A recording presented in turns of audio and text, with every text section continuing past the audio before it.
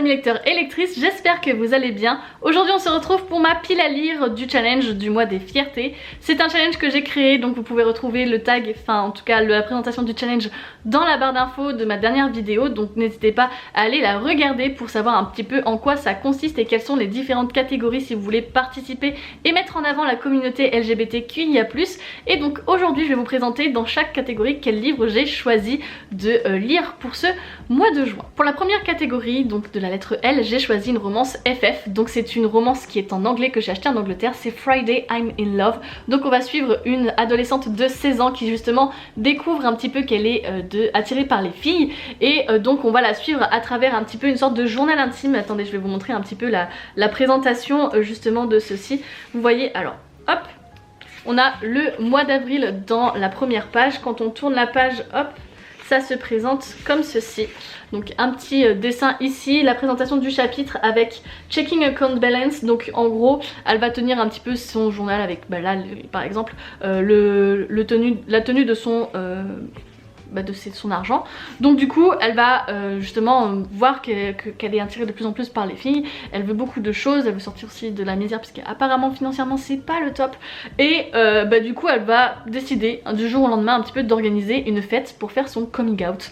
Voilà, donc on va voir un petit peu quels sont les tenants et aboutissants de cet événement dans ce livre. Il y a vraiment très peu d'informations sur le résumé, donc je n'en sais pas plus, à voir ce que ça donne. J'ai très hâte et en plus je me challenge doublement puisque c'est un livre en anglais. Pour la deuxième catégorie, donc le G de gay, j'hésite entre deux livres en fait. Le premier c'est My Dear Fucking Prince, puisque du coup c'est une romance MM, donc ça met en avant justement la communauté gay et j'ai très envie de le lire évidemment, sauf que c'est quand même une pavasse. Il fait quand même 600 pages, donc j'ai un petit doute. Mais dans les sous-catégories j'avais également mis la catégorie bad boy, émotion, etc. Donc je trouve que ce livre-ci correspond également. Donc Ashes Falling for the Sky, que je n'ai encore jamais lu et je pense qu'il faudrait que je le lise. Je me suis promis de le lire cette année et je suis quand même plus attirée par ce livre-ci que l'autre, même si je veux vraiment mettre en avant justement la romance MM. Donc je suis un petit peu tiraillée entre ces deux lectures. Franchement je ne sais pas, je pense quand même que je vais me tourner vers Ashes et voilà, voir ce qu'il en est et pouvoir enfin en parler sur les réseaux sociaux parce que c'est une honte vraiment, shame on me. Donc voilà, je pense que je vais lire celui-ci dans cette catégorie. Et je crois que je vais préparer une boîte de mouchoirs. Donc niveau émotion je crois qu'on va être servi parce que tout le monde prend une boîte de mouchoirs. Donc c'est pour ça que là j'ai très envie de me torturer au mois de juin avec cette lecture. On vient à la lettre B, donc pour les bisexuels, et j'ai mis un sous-thème de sorcière, mais ça rentre également dans le premier sous-thème avec du coup le lien avec les femmes, puisque c'est ce que j'avais fait pour la première lettre pour le L. Donc là j'ai choisi de prendre tout simplement le sanctuaire d'Emona, parce que c'est toute une intrigue de sorcière qui est autour de ces deux personnages, et du coup c'est aussi le lien en fait entre deux femmes, donc ça rentre dans les deux catégories. Donc à la rigueur, si j'ai vraiment pas le temps de finir le livre en anglais, car ça demande beaucoup plus de temps je trouve pour moi de lire en anglais qu'en français, donc celui-ci pourrait rentrer dans deux catégories à la fois, donc ça pourrait faire un très bon mélange. Ces deux femmes vont se retrouver toutes les deux coincées en Slovénie. Il y en a une qui lit les cartes de tarot, etc.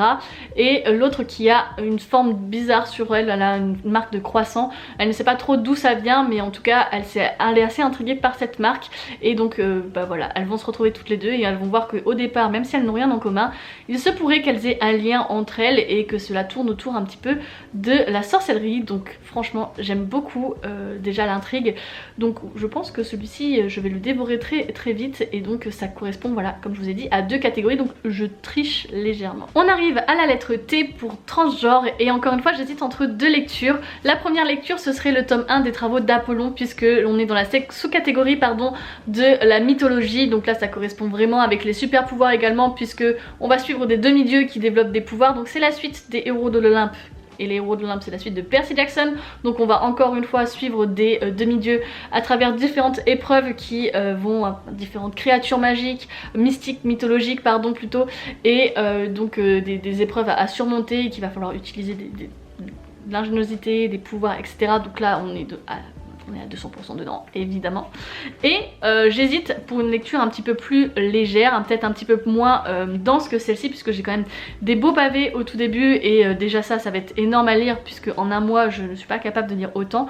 Donc je me suis dit pourquoi pas prendre un petit livre un petit peu plus condensé, et j'aimerais lire du coup l'Odyssée, voilà, de Homère, parce que bah, j'ai pas encore lu ce classique qui est pourtant indispensable pour une femme de mythologie, surtout la mythologie grecque. Donc là c'est une forme, je sais pas si c'est la forme complète parce qu'en vrai c'est une lecture assez, enfin l'écriture est très grosse, mais je me dis que ça peut être une première approche et ça peut être pas mal.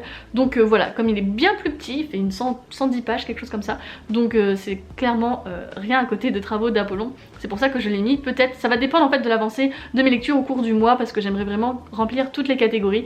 Donc c'est pour ça que j'ai choisi des plus petits livres pour certaines d'entre elles, notamment pour celle de la fin. Vous allez voir, il y en a encore d'autres de petites lectures.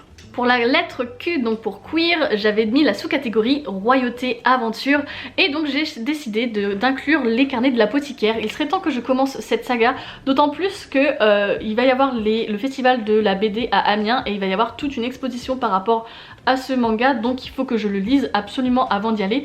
Et bah en fait c'est l'histoire justement d'une apothicaire qui va être recrutée au sein des murs de la cité royale, et qui va un petit peu justement enquêter, parce qu'il va y avoir des mystères, etc. Donc on est au niveau de la royauté, on est là, au niveau de l'aventure c'est pareil, ça complète les deux sous-catégories.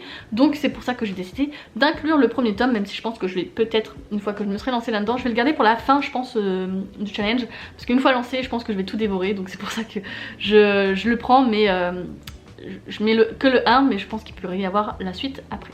On arrive au I de intersexe, et j'avais décidé de faire une catégorie un petit peu de développement personnel, et donc dans cette catégorie j'ai décidé de mettre les 5 blessures qui empêchent d'être soi-même. Je le traîne depuis un petit bout de temps dans ma pile à lire, mais en fait les livres de développement personnel ne sont pas des livres que je lis un petit peu en chevet, enfin pour lire avant d'aller dormir.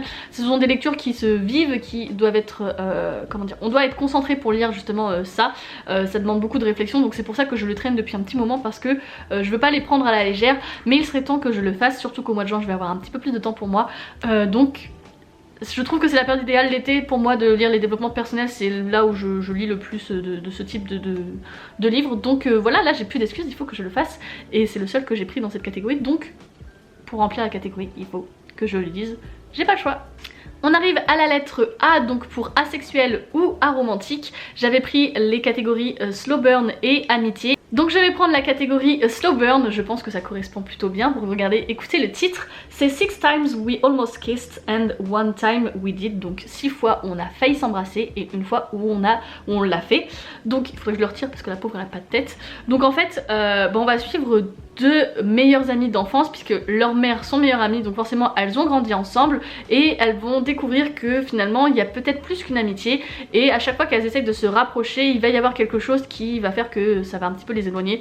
Par exemple je sais pas, qu'elles sont ensemble dans la chambre et que presque elles vont s'embrasser puis que leur mère arrive, et je sais que ça va être aussi une sorte de coming out qui va être plutôt bien reçu par les deux mamans, donc j'ai hâte de voir un petit peu tout ça, et je pense que du coup c'est un slow burn, puisque si elles ont failli s'embrasser 6 fois mais que ça n'est arrivé que au bout de la 6e fois, c'est que ça a mis du temps à se mettre en place, donc c'est pour ça que la slow burn elle doit être présente dans ce livre-ci.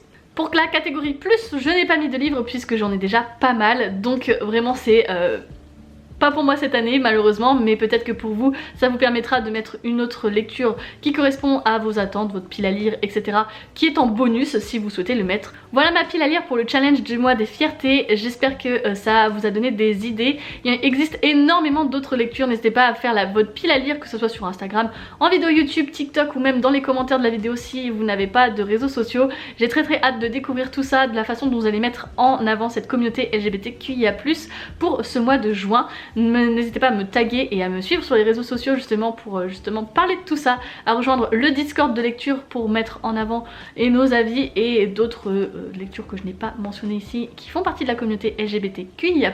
Merci à tous de me suivre et d'être là jusqu'à la fin de cette vidéo. N'hésitez pas à mettre un petit drapeau de toutes les couleurs là, le petit drapeau arc-en-ciel pour justement représenter la communauté LGBTQIA+ dans les commentaires. Et puis moi je vais vous laisser ici. On se dit donc à très vite pour une nouvelle vidéo sur la chaîne. N'oubliez pas de vous abonner si ce n'est pas fait. Et n'oubliez pas également de vous évader. Ciao ciao!